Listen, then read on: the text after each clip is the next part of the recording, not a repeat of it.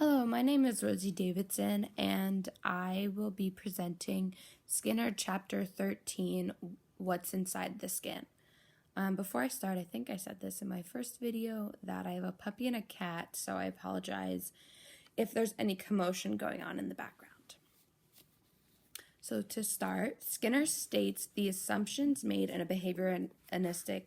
behavioristic analysis are: a person is first of all an organism, a member of a species and a subspecies, possessing a genetic endowment of anatomical and physiological characteristics, which are the product of the contingencies of survival to which the species has been exposed in the process of evolution. The organism becomes a person as it acquires a repertoire of behavior under the contingencies of reinforcement to which it is exposed during its lifetime. The behavior it exhibits at any moment is under the control of a current setting. It is able to acquire such a repertoire under such control because of process and of conditioning, which are also part of its genetic endowment. The sentence that stood out to me while reading this was the sentence, "The organism becomes a person as it acquires a repertoire of behavior under the contingencies of reinforcement to which it is exposed during its lifetime."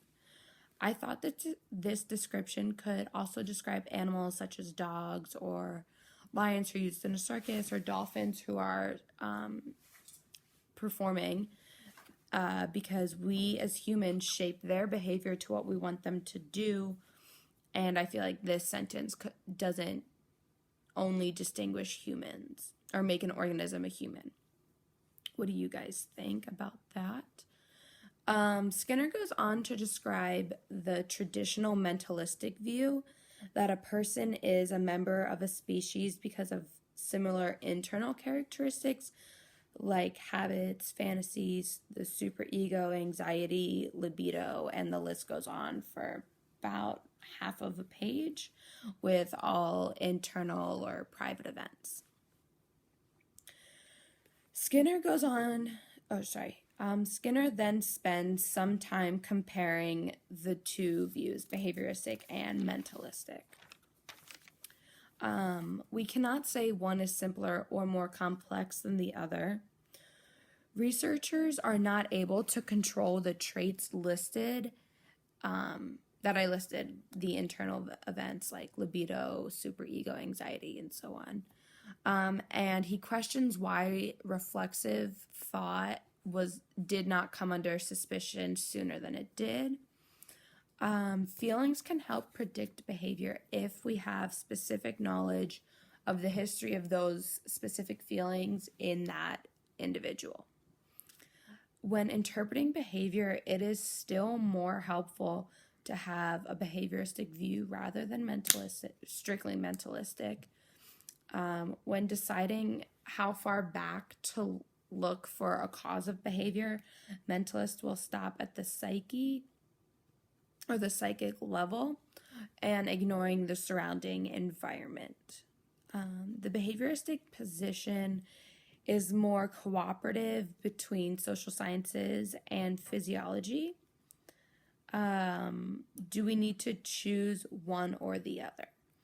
What do you guys think? Some professionals have weighed in and said no because of the three-stage sequence, which is the physical environment somehow affects mental activities, which then causes or affects physical actions. Skinner then goes into physiology. Skinner acknowledges that an organism is not a black box or a vacuum and doesn't exhibit any internal or private events. He's aware that that we do as humans experience those things, but that we need to carefully distinguish between what we know versus what we are simply just inferring about what is happening inside that is not directly observable. For example, the Greeks inferred a lot about the lungs. They inferred that the lungs gave us voice, and that the lungs gave us our feelings and thoughts because our voice was what was conveying those feelings and thoughts. They obviously allow us to breathe, and when we die, we also stop breathing.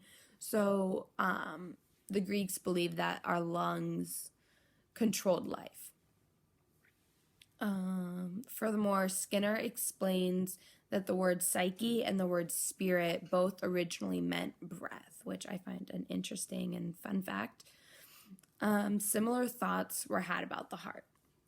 Scientists have made great progress in behavior and neurology because they are directly observable, but not with the nervous system because we cannot directly observe what is happening in it. With the nervous system, we cannot directly observe what is happening as it happens in the moment. For example, we cannot watch what is going through a child's nervous system as they are learning to drink from a cup or to use the proper term for an object or a person or a name of a person, whereas we can directly view or observe a child kicking a ball or throwing a ball. Skinner states that once we have the capability to view the physiological process on a chemical and electrical level, it will be better than just analyzing the behavior. He goes on to clarify that advancements wouldn't change or undermine or invalidate the current science that we have, but will help to paint a more detailed and clear picture of us as humans. Skinner further hypothesizes we will eventually use this future technology that is yet to be invented to see what happens inside when a person contacts reinforcement and how that reinforcement affects them at a later date. So he's interested to see what exactly is going on in the nervous system the moment we receive or come in contact with reinforcement, which I also think would be interesting to watch. The next section that is talked about in the book is mind or the nervous system. Are we not able to truly have self-knowledge because we do not have a nervous system for it? Like we have a nervous system for proprioception, for example. Skinner then states we will not know through introspection what the future physiologist will know with the tools and future technology that comes out, because with introspection we don't directly observe anything, whereas with these potential and hypothetical future tools and technology, we will be able to hopefully directly observe what's going on.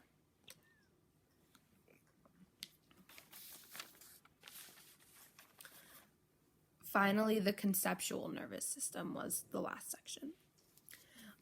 Inferences made will eventually lead to direct observations when the technology is created. So like the example with the Greeks, they inferred a lot about the lungs and the heart, that it gave us our voice and feelings and thoughts and controlled life, which wasn't that far off, at least for the last point. But because of those inferences and those basic observations, when the technology did become available, scientists and researchers were able to directly observe what was happening with the lungs and the heart and what exactly they do control, because of that technology, we now know that our lungs do not control our voice. They do contribute to it, but that our vocal cords or larynx is what gives us our voice, and that our heart does not control our emotions, even though sometimes we feel like it does. So because of this technology, we were able to transfer inferences to knowledge and direct observances. So hopefully this technology that Skinner keeps referring to does come about and allows us to directly observe our nervous system to learn even more and give us more detail and more understanding as to what happens inside our mind and nervous system when we contact reinforcement or when we're learning new things.